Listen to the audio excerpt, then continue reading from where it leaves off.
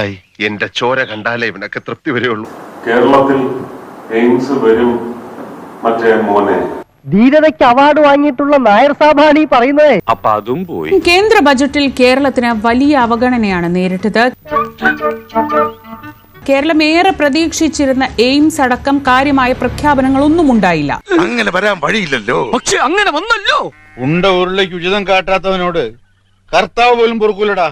കേന്ദ്ര ബജറ്റിലെ ഒരു പ്രഖ്യാപനം കേരളത്തിന് കടലാമ സംരക്ഷണത്തിന് ഒരു കേന്ദ്രം അനുവദിക്കുമെന്നതാണ്. ധാരാളായി. ഇനിയിപ്പോ വിശപ്പുണ്ടാവുന്നുണ്ടാവില്ല.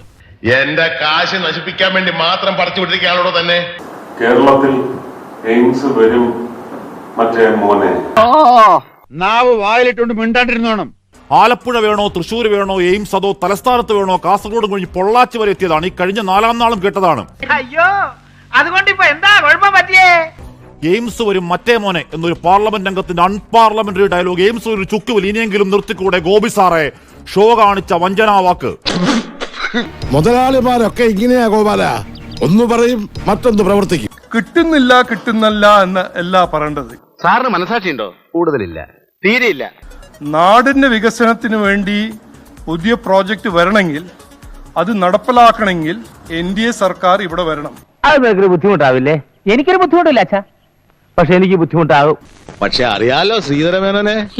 കേന്ദ്ര സർക്കാർ പ്രഖ്യാപനത്തിന് കാത്തു നിൽക്കാതെ അതിവേഗ റെയിൽപാതയുമായി ശ്രീധരൻ മുന്നോട്ട്. എന്നാ പേടിക്കാനേ ഇല്ല. മുന്നോട്ട് വെച്ച കാലം പിന്നോട്ട് എടുക്കുന്ന ചരിത്രം നാരായണില്ല. സംവാദം നാളെ പൊന്നാനിലത് ഓഫീസിന്റെ ബാലുകാച്ചാണ്. അതിനെന്താ? ഓഫീസ് അവിടെ കിടക്കട്ട് വേണ്ടിവരും. മുട്ട വിരിഞ്ഞു വരുന്ന ആമക്കുഞ്ഞുങ്ങൾക്ക് തൊട്ടില് കെട്ടാം, താരാട്ടുപാടി പാപ്പം കൊടുക്കാം സാറേ. പ്രിയപ്പെട്ട ധനമന്ത്രി, രാജ്യത്തിന്റെ മാപ്പിൽ ഏറ്റവും താഴെ ഒരു സംസ്ഥാനമുണ്ട്. അതുകൊണ്ട് ആമകളും ആനകളും മാത്രമല്ല, ഞങ്ങളും മനുഷ്യരാണ്. എന്തിനാ ഇങ്ങനെ മനുഷ്യരെ കൊരങ്ങളിപ്പിക്കുന്നത്? എന്തെങ്കിലും കുറ്റം കണ്ടുപിടിച്ച് തടസ്സം ഉണ്ടാക്കുക ഇവരുടെ സ്ഥിരം പണി. നമ്മളിവിടെ അത്ഭുതം കാണിക്കുമെന്ന് അവർ പ്രതീക്ഷിക്കുന്നുണ്ട്. ഈ നാടിന്റെ ഭാഗധേയങ്ങൾ എന്തോ ഉണ്ടെന്ന് വരുത്തി ഒരു ഇലക്ഷൻ മുഖത്ത് പോലും ആവശ്യങ്ങളെ ഇത്രമാത്രം പുറങ്കാലടിക്കാൻ, താറ്റി തിരസ്കരിക്കാൻ കാവിക്കാമ്പേ യൂണിയൻ സർക്കാരെ, കേരളത്തോട് എന്തിനാണ് നിങ്ങൾക്ക് ഇത്രയും പാമ്പിന്റെ പക?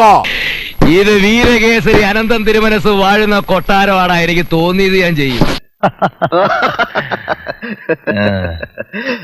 നമുക്ക് കാണാം. പിന്നെ അടിച്ച വഴി പോയില്ലെങ്കിൽ പോയ വഴി അടിക്കുക എന്നൊക്കെ പറയാറില്ലേ? അതാ ഞാനിപ്പോ ചെയ്യുന്നത്.